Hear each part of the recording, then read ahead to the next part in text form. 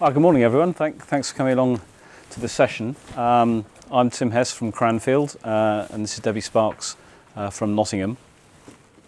And what we want to do really in this session is to tell you about the ATP and what it is and how it works.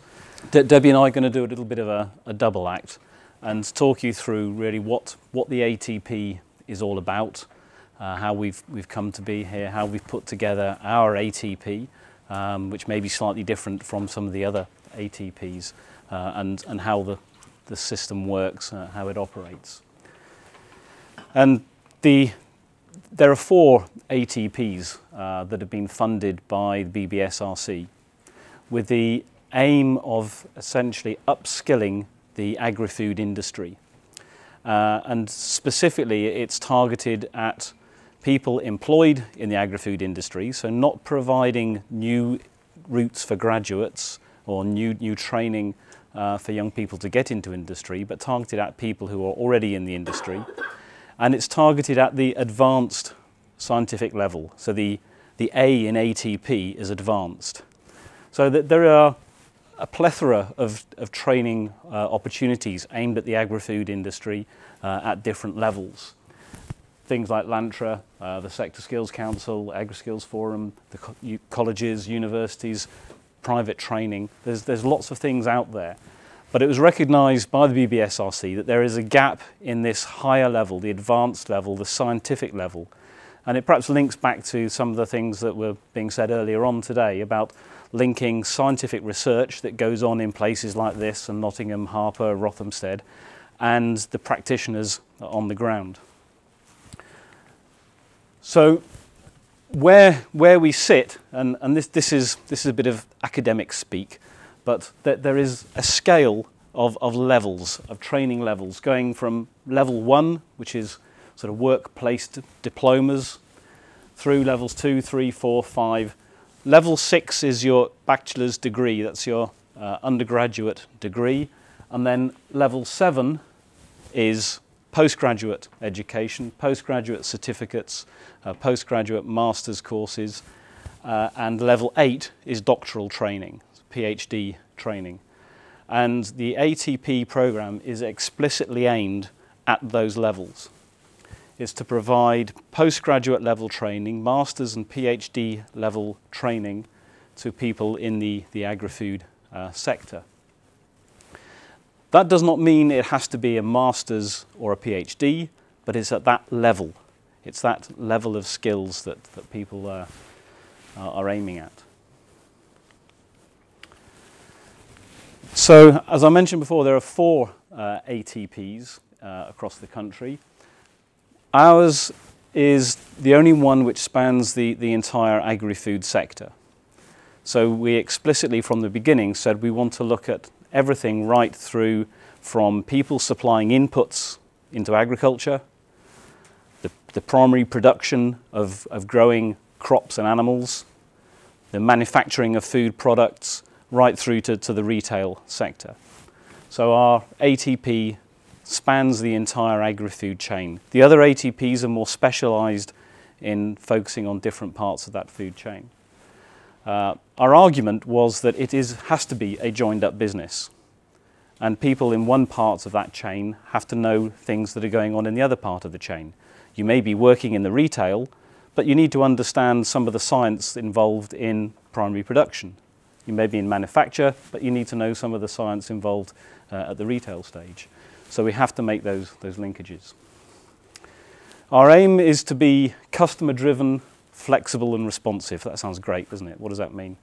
Again, dictated by BBSRC at the beginning, that this is not a program about taking our existing postgraduate courses that run at the universities involved in the partnership and making them available to you. It's about you telling us what you want and us adapting what we've got, producing new materials, new courses, new ways of delivery in order to give the industry what it needs. And it was very explicit that BBSRC were not there just to support existing postgraduate courses. It was about developing new training in response to the demand coming from industry. Our ATP is aimed at delivering training from anything from a one-day CPD course, for which there is no academic qualification, but there may be basis points or professional association points associated with that, right through a continuum of qualifications through to a PhD at the highest level. And we aimed to establish a vibrant community engaged in knowledge exchange. Part of what you're doing today is being a vibrant community, so please be vibrant. But it's partly about bringing people together from different parts of the agri-food sector to interact with each other about training needs, about development of scientific knowledge in those different sectors. And then, well, important for us, aims to be financially viable by year 7. There is BBSRC money put in to run the ATP. That money phases out over the life of our program, and the intention is that by the end of the 7th year, everybody is so happy with everything we've done that we don't need BBSRC money anymore. The ATP will be self-sustaining. So this is not just a 5 or a 7-year program. It's the start of a longer-term partnership between the universities that should continue as long as there is demand and a need for this postgraduate level training. So we span across the entire agri-food supply chain, but we've broken our ATP down into a number of groups to focus on particular issues in those groups.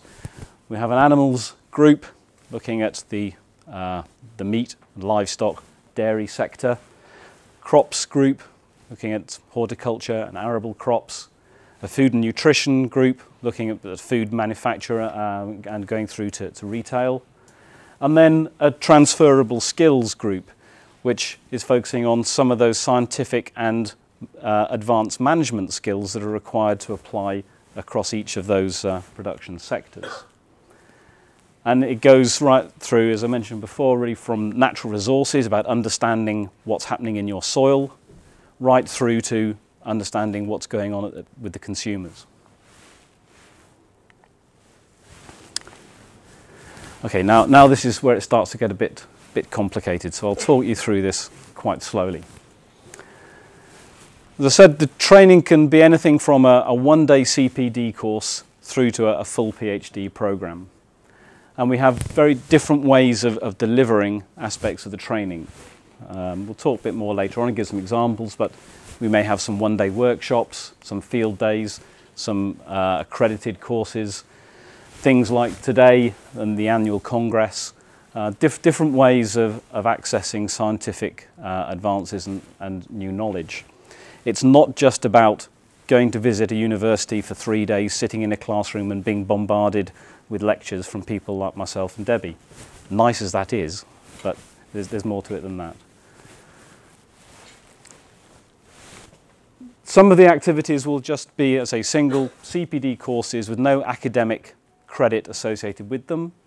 Some of the activities will be credit bearing. Now, the way that the universities in UK work is that there is a standard credit system that runs across all universities. Essentially, 1 credit is equivalent to 10 hours of work.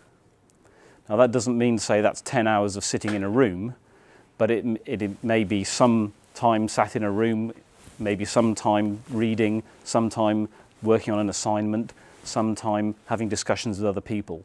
But 10 hours of input from the learner is 1 credit. So, points mean prizes. Accumulating credits leads towards academic awards. So there are a number of credit-bearing activities being run under the ATP, which may be more traditional lecture-based modules. It could be work-based training modules, where we say doing this activity in your workplace has a value of so many credits. It could be a research topic, a thesis, a dissertation, again, will carry credits. And these credits accumulate then towards postgraduate level awards. And the first level is a postgraduate certificate. So somebody who's interested in gaining a postgraduate qualification can register for a postgraduate certificate in agri-food. They can select different credit-bearing modules, different credit-bearing components that add up to 60 credits, and they can then cash in for a postgraduate certificate in AgriFood. Or they may say, this is great, I want to carry on. Instead of cashing in now, I want to gain more credits and move to a higher level qualification. One option is to, after doing the postgraduate certificate of accumulating those credits, to then do a research project that has a value of 120 credits. And this would be a research project that is done in company, in your day job, working with your own industry, but focusing on a particular scientific aspect of that business. And then working with an academic supervisor from one of the academic partners to develop a research project worth 120 credits, which then leads to a Masters by Research, an MRes qualification. Or alternatively, carrying on doing more of these credit-bearing modules and accumulating up to 120 credits for a postgraduate diploma, and then doing a smaller research project in company to upgrade to a master's. And then finally, there is the option of doing the postgraduate certificate level of modules, plus an extended research project in industry, essentially a PhD level research project done part-time in industry to lead towards a professional doctorate, a PhD award. So there's the option to be flexible in terms of building up credits over time. Some people will start saying, I want to go all the way through to a professional doctorate, and they know that from day one. Other people might say, well, I'm not actually too worried about the academic award, but I just want to pick up a couple of modules. Well, I've now got 30 credits. I'm interested in a few more modules. Maybe I'll put those together and build up to a certificate. So the level that people go through depends on their own situation, how far they want to go, what kind of qualification they want to achieve at the end. All of the credit-bearing modules are validated by one of the 3 universities involved in the delivery of the course. So they all have to achieve the required level. That's been approved. It's been approved by the individual universities, which then means that they can be added together to lead to the overall award. So a couple of examples of how somebody might put together their own bespoke program. This would be perhaps somebody with an interest in crops. They might select some of these 10 credit bearing modules and a couple of 15 credit bearing modules. So doing crops, principles of sustainability, resource capture, current research in crop protection, statistics and experimental design, soil erosion control, integrated farm management, genetic improvement of crop plants, or perhaps the potato production and management option. From those modules, they would accumulate 60 credits. They would then do 120 credits from those modules, do a research project in company, and that would achieve 180 credits overall for a master's. Or maybe a master's by research for somebody interested in the food or animal sectors, putting together modules on food product development, sustainability, meat supply chain management, animal production, food flavour, and then a bigger research project, 120 credit research project. This doesn't mean it's more pages, but it means it's been a longer period of time, more data collection, more analysis, resulting in a master's by research. So it's really like the ATP Lego box. We've got these different bricks of different sizes that we can put together in different ways to meet the needs of the individuals and their companies. Okay, now I'm just going to show a short video clip. One of the people who's been on one of our previous courses talking about her experience. I signed up to do the Rothamsted Award in crop protection because I've always been keen on developing my knowledge further. Agronomy in particular, I think, is an industry where it supports that, and frontier in particular. I am very lucky to work with a lot of very, very experienced colleagues, which again make me want to develop my knowledge even further. aim to be as well known within the industry as they are in the future, and I hope by doing courses such as the one at Rothamsted that I'll be able to achieve that.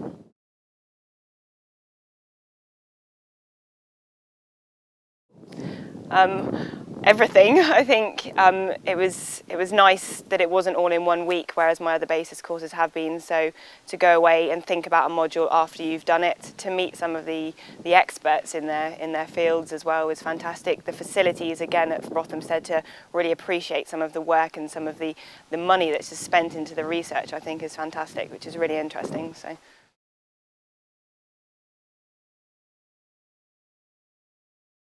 So being able to use the information from the course at Rothamsted's been brilliant. I've been continuing my basis development to get my diploma in agronomy, which I've now achieved. So part of that was an advanced crop module, so in particular cereals. So taking some of the information that I'd learnt from Rothamsted also helped with that. Plus again, coming back to working with a lot of very experienced people. Again, I never feel that I can be on their level, but it's nice to have a greater understanding of some of the science behind some of the work that we do. So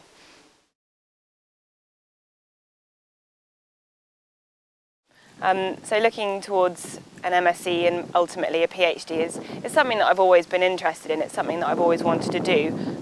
In my final year in my degree, I got offered a job, and I think with all your friends leaving university and the lull of employment, yeah, maybe then I sort of, and doing an MSc probably wasn't my initial thought at the time, and now knowing, now doing my basis courses, I want to continue that in the future, and I think, MSc, and I said ultimately PhD would be the icing on the cake. So.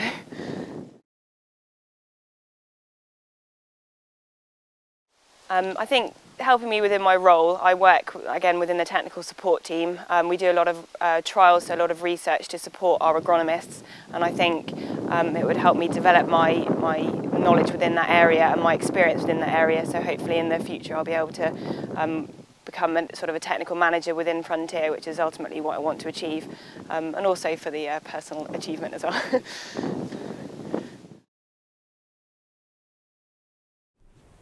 Okay, so that was just one experience of someone who's been through one of the training programs, and in terms of how the training is developed, these are the training subgroups that Tim mentioned a little while ago. So we have 4 training subgroups who all have industry members on them. One for crops, one for animals, one for food and nutrition, and one for the transferable skills. So things like statistics and experimental design, maybe sort of soil quality, grassland management. These things don't fit neatly into one of the other subgroups, so they're dealt with under the transferable skills. And as you'll see, each of the subgroups has an industry chair to keep us on track, and an academic co-chair to share the work of running those groups. And we also have industry representation, either directly from industry or from the levy bodies involved in those sectors. So it's really the work or the business of developing the modules, deciding which modules we put forward, are done within these training subgroups, which are meeting 3 to 4 times a year. And clearly they don't represent the whole of the industry, so the industry representatives on those committees also go out and consult with other colleagues in industry to discuss the ideas coming forward and the type of modules that we will be putting on. And in terms of the overall, oh no, we've done that later. So an example of a module that has come directly out of discussions at one of those subgroups is this this module in potato production and management. So I'm pleased that we've got some interest in potatoes here today. So this one was put together specifically for the ATP, using expertise from both within the partnership and also from colleagues outside of the partnership. So you can see there that we've got input from Cranfield University and Harper Adams University, but also the well-recognised research going on at Cambridge University Farm in potatoes. We've brought them in to develop the Foundation in Potatoes module. That's a core aspect of this. There's 30 credits in total, and to do the 30 credits, students would have to do the core module in Foundation in Potatoes and then 4 out of the 6 of the optional modules. So clearly within the potato industry there are a whole lot of different players. You might be at the agronomy side, you might be at the storage side, at the marketing side, and you can tailor the module to suit your own interests by selecting those options. And this has been very popular so far. We've actually run the foundation course. We had to run it twice because we were limited in numbers. So that's already run in January and July this year, and is running again in July next year to keep up with the demand. And the other modules have also run with good numbers. So we're very pleased at the uptake of this particular module.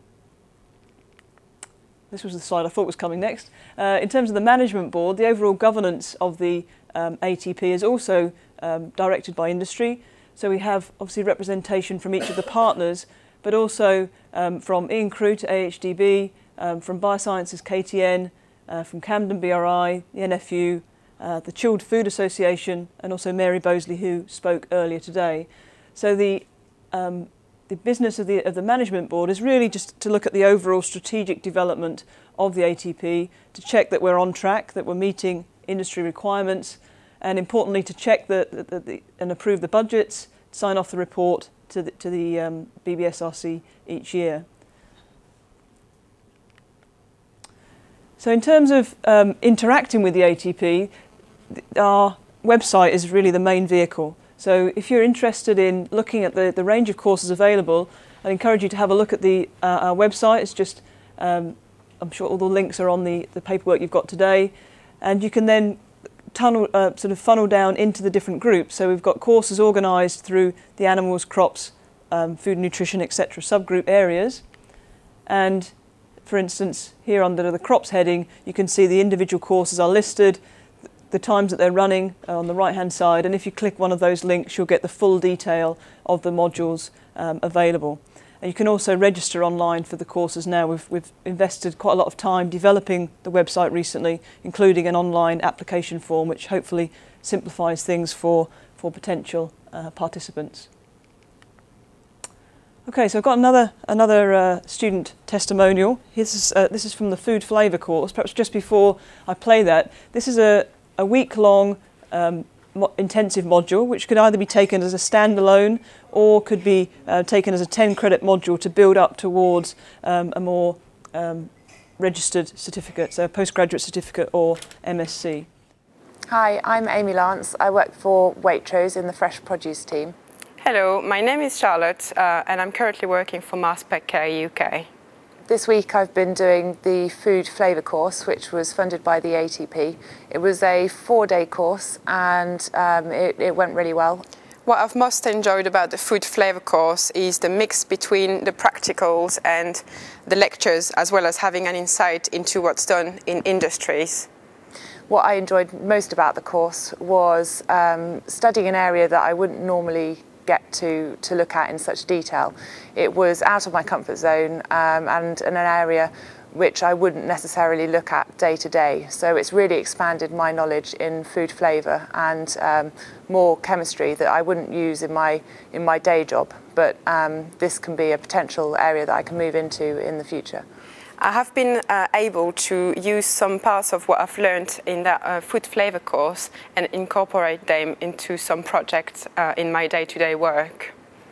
So the knowledge I've gained in the food flavour course, I'll be able to take back to the Waitrose business and use within areas I haven't necessarily worked in before. I work in produce, so to be able to identify where flavours are generated in fresh fruit, veg and salad will be really interesting to look at these aspects of flavour in more detail.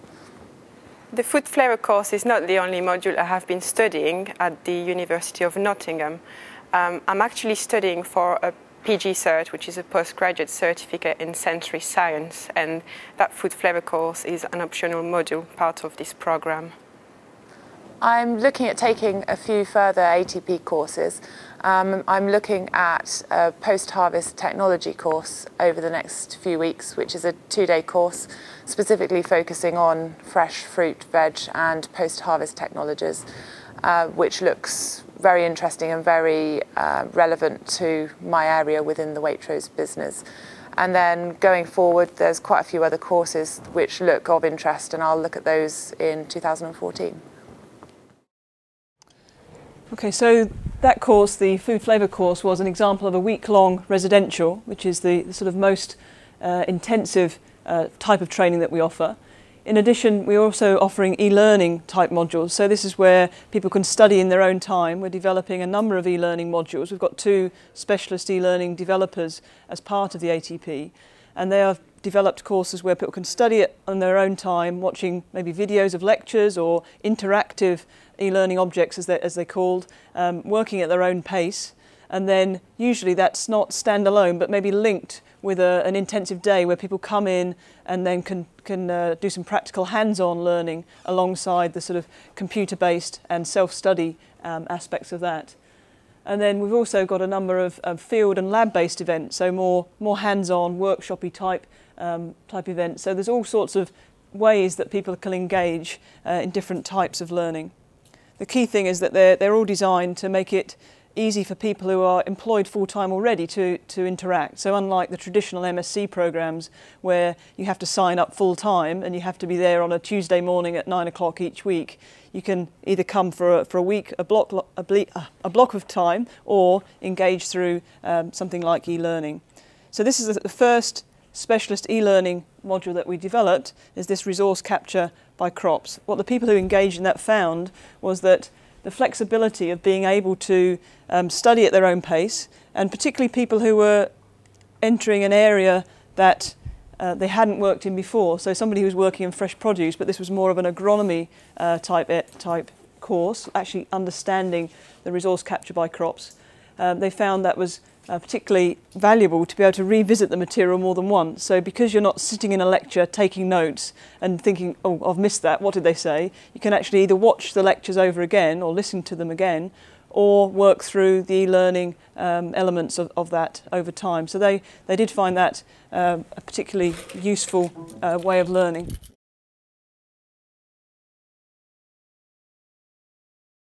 I work for a company called Agri as a R&D manager, and I finished my PhD in 2012. So it was my first job, and I wanted to use different equipment and learn about different equipment that I could use for carrying out trials for my company. I learned about different factors which affects yield and quality of different varieties of wheat and barley. Canopy structure, for example, and photosynthesis is not something farmers are thinking about it at the moment in order to calculate their yield. So that connection, I think, is very interesting to get into that and into farmers' minds to start thinking about those aspects of yield. I came to University of Nottingham to look at different facilities like different greenhouses, labs. We were shown different equipment which helps you to measure PR and how this PR affects crop light interception and how crops use that light to do photosynthesis. And now today what we are doing is we are measuring photosynthetic rate of different genotypes. I think this course would help me to utilize this knowledge for my practical experience and practical work which I am doing with a company called Agri. The e-learning activities are very good for me because you can go back. So when you sit in a lecture, you have to write, and by the time you write, something is gone already. With the e-learning, you can think about it, go back if you don't understand something or you want to listen to something again. And for me, because it's a relatively new subject and school days are long over, I find it very good to be able to go back to it and listen again, because then it starts sinking in, and if something is not clear, I have the possibility to go over and over, which I find very, very useful. Yes, e-learning course was very suitable for me because I am a full-time employee, so I can come back and look at the stuff which has been posted on Moodle, and I can work on my own time. Then we could download those slides onto our laptops, and it was very helpful. I liked especially the e-tutorial at the end because it's very practical and it gives you that little virtual experiment, so it brings that theory a little bit into praxis even at home, and I can go over it. And if I needed any help, I could ring the course coordinator or organizer, and he was more than happy to help me. In terms of the other types of things that we're offering, we've mentioned today, Mary announced that the professional doctorate is now available as well. So the research degrees, there's actually quite a range of them. There's the part-time research degrees could be an MRes. They don't have to include taught credits. It could just be a equivalent of 1 year full-time research, so spread over 2 or 3 years, depending on how that fits with the person's work commitments. Or you could work towards the professional doctorate, which has been specifically designed to incorporate taught modules as well as research components. So there are a number of potential opportunities for people who are more research focused if they wanted to do research type degrees with one of the partners. So the way that it would work is that they would have an academic supervisor from at least one of the partners alongside an in-company supervisor, and they would work together as a team to devise a research project and work on that research project within the company so that it's directly relevant to the goals of that company. So as I said, there are a number of options there that people could engage in, from an equivalent of 1 year full-time through to a professional doctorate, which is equivalent to 3 years full-time, and clearly that would be spread over a number of years for somebody working in industry. The other thing that we're offering, the option, is a sort of research update. So this is where we'll invite people to come in and to hear about some sort of cutting-edge research that maybe hasn't yet filtered down to industry. So an example of that might be the X-ray CT work that's been developed over the last few years to visualise soil and root interactions without actually disturbing them. Any of you who have worked with roots will know just how time-consuming it is to try and dig root systems up and try and understand and work out things like root length densities, root diameters. Very time-consuming. But it's now possible to visualise rooting systems in situ without disturbing them through using the X-ray CT techniques that were developed originally for medical purposes. So this, on the left, we've got an example of a column of soil where we're actually looking at aggregate size. You can see the stones there showing up very brightly, and the soil particles as more of a grey colour. And on the right-hand side, it's a reconstruction of a 3D image where you can actually see the roots growing through the different soil pores and visualise how roots grow. And it's possible to scan those rooting systems over time, so you can actually see how the rooting systems develop over time. It's completely non-destructive, and there has been comparative work done looking at those that were scanned and weren't to make sure that the X-rays don't actually interfere with root growth and development. So one thing that we'll be offering next year at Nottingham, we've just built a new facility, X-ray CT facility, where there's an integrated glass house where we'll be growing the crops over time and then scanning them as they grow and develop. And we'll be inviting people to come in and see that new facility and to understand what the potential collaborative research opportunities are. So that's just one example of a research update that will be available in the future. This is an example of another interaction between the ATP and industry, where NIAB always have their variety trials days, and in this year in particular they wanted to increase the technical content of the variety trials days. So they asked a couple of colleagues from within the ATP to go along and run some sort of lecture workshop based activities to increase that. So this is some feedback from that event.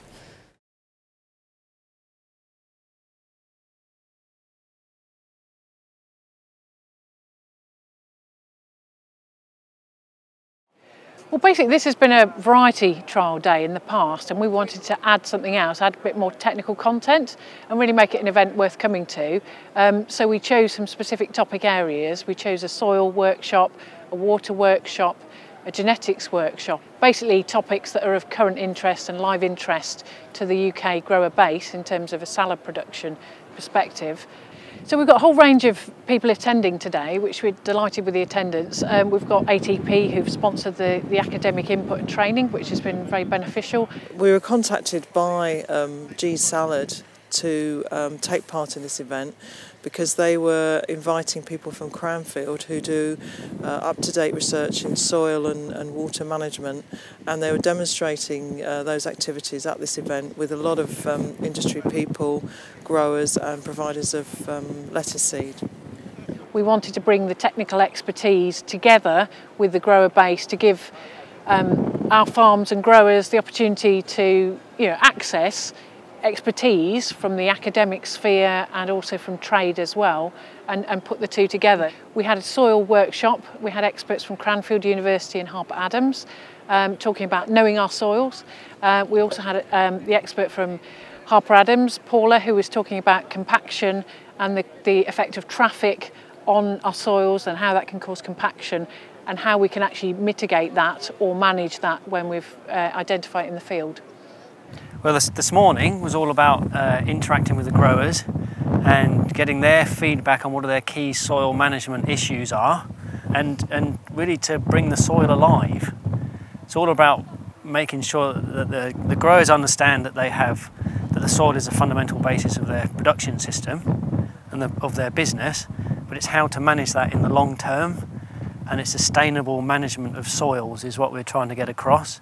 We've been talking about soil compaction and really all the problems associated with soil compaction and how we could minimize or remove soil compaction. Initiating a discussion with growers, discussing their problems and kind of trying to come up with some ideas for solutions. We've also had experts from Cranfield University talking about irrigation. So how to make every drop count, how to apply water precisely, and some of the current research and development work that's helping inform our water management strategies on the farms. We also had Henk from Enza Zarden, so a lettuce plant breeder, really again bringing in that expertise and informing us as farmers and growers in terms of what latest technology is, what that's bringing to lettuce breeding to help deliver genetics that's fit for purpose in terms of our current production systems, but also looking to the future.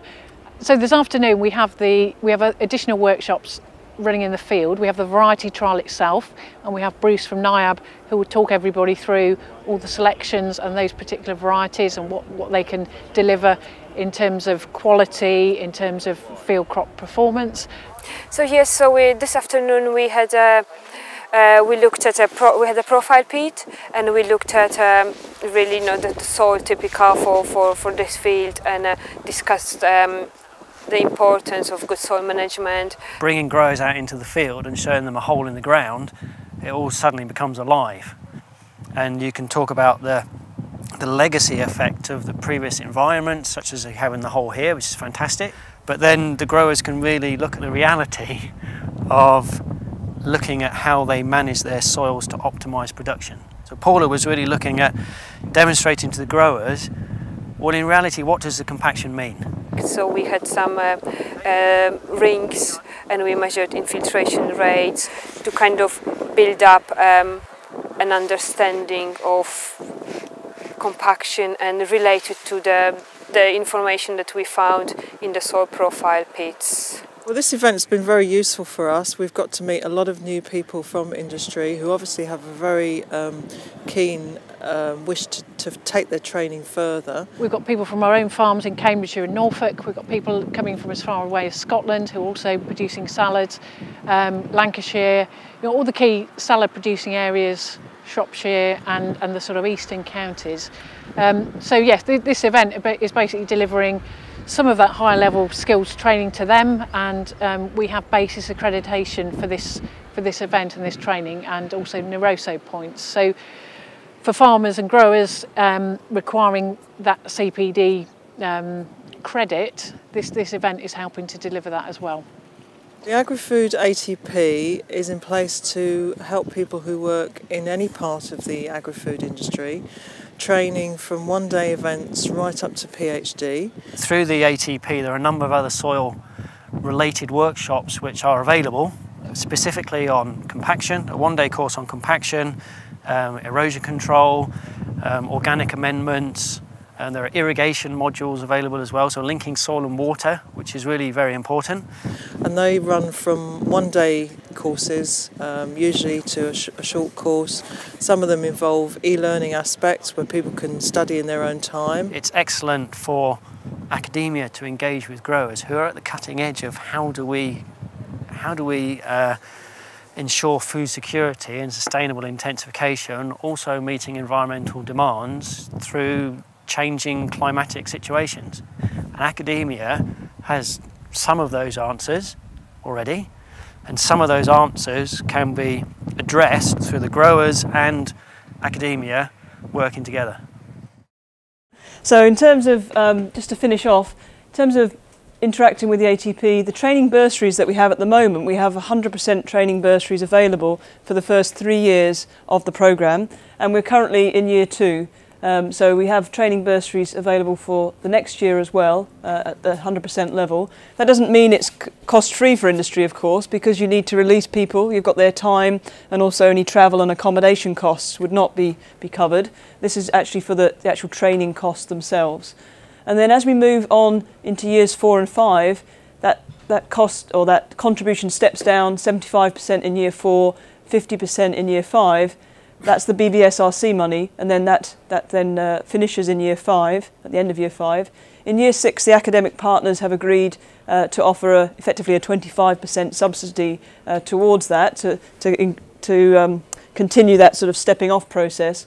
But by year 7, industry will need to fund the training element entirely. So clearly, as an ATP, we've got to demonstrate the importance and the value of our courses so that industry will pay for them when they're no longer subsidised. The other thing I wanted to say on this slide is that for people who are signing up for the more long-term courses, so let's say if you sign up for a master's programme, if you did that within the first 3 years, then you would get the full 100% bursary, even though the master's takes you into the 5th year, if you see what I mean. So if you're just signing up for individual modules, then it determines if you sign up in year 3, you would get 100% bursary. If you signed up in year 5, it would be 50%. But if you committed to a PG cert or a diploma or a master's within the first 3 years, then you would be eligible for the full bursary for the duration of your study.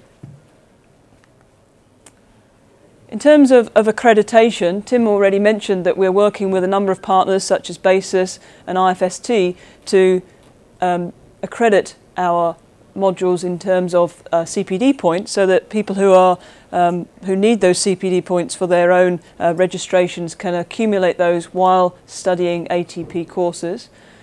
The accreditation for the higher degrees comes through the individual academic partners, and as has already been mentioned, we've just launched our new professional doctorate in AgriFood. We've got the MSc in AgriFood already up and running, and the doctorate has just been launched.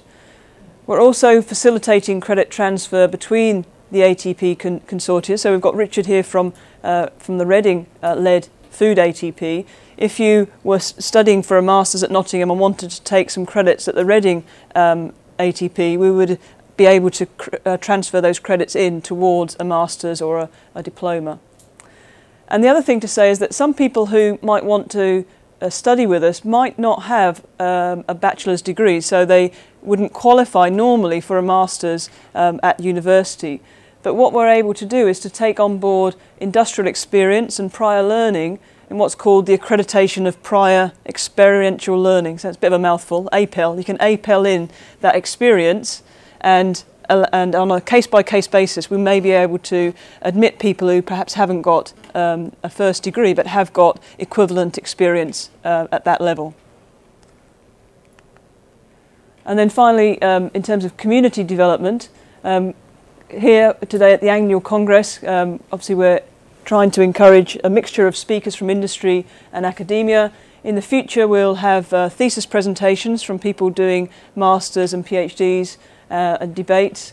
And we're also trying to develop an e-community. So some of you may already follow the ATP on Twitter, so there's a number of announcements go out on there for new courses, etc. We've also got a LinkedIn group and a Facebook page as well. So trying to keep in touch with people who have studied individual courses and might be interested in upcoming courses, and trying so that people don't just come in and take a course and say, okay, thanks, I've had that, but try and get people feel that they're involved in the ATP for a longer term. And to summarise, hopefully we've shown that the AgriFood ATP has a wide range of courses available, and hopefully there's something for everyone there, from one-day CPD right through to PhD. And participants can select a combination of courses to suit their own business need, but also their own personal development. The only core element in the master's programme is that if you're doing a research project, then you do need to do a module on the sort of research methods, statistics and experimental design. Otherwise, you're free to take modules from throughout the programme. So it really is a matter of designing the MSc or the diploma to suit your own requirements. We've mentioned about accreditation and that we're being as flexible and responsive to industry need as possible.